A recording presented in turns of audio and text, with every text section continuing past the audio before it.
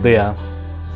Untuk ketajamannya Masya Allah sudah jos, kering, keras, sudah tidak perlu disepuh lagi.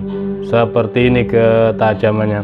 Di kertas juga, kalau di tisu sudah kering, di kertas Masya Allah seperti ini, sudah tidak diragukan lagi kalau HSS ini kenting banget.